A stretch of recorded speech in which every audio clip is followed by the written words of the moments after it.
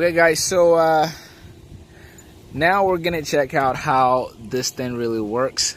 So you were telling me earlier, I thought this was just a stick like you have in an airplane, but what is this called? This is called the cyclic, which is the cylindrical control of the aircraft. So unlike an airplane, it does have forward and neutral, but it also has reverse and right turn and left turn. Awesome. So cylindrically, you can control the aircraft by this control here. Okay, great. Now, so that's one. This controls mainly, I guess, forward, backwards movement. And then what's that over there? Because I saw you grabbing that too earlier. This is selective. Okay. So you're collectively going up or collectively going down. Going down. And then this is the throttle for the engine itself. Okay. Okay, so that's attached to that. Now, down here, I called this earlier the rudder pedals, but it's clearly called something else.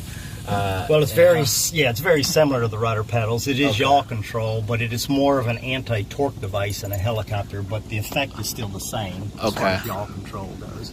Okay, and in this particular model, you mentioned this is a customer's airplane already. It's finished, built. Can you tell me what we have here in the panel? Well, this panel here is the MGL Enigma panel, which is an EFIS panel. Okay. It monitors all the engine and flight controls, as it also has a flying map in it with GPS as well. Okay. So aside from this, the only other instruments that you would need would basically be a VHF radio and a transponder. So between these three controls, you have pretty much everything you would ever need. So basically, once you get in the aircraft, you power up the master switch, you power up the panel, then we're going to power up the breakers that we're going to need, which would be the starter, the main fuel, and the igniter. Those are going to be powered. Now those are controlled by switches here on the cyclic. Okay. Now the next one we would need to start it would be this bottom one here, which is fuel boost. And you can hear it come on. Okay. But we'll turn that off for the rest of this. Right. That would be on.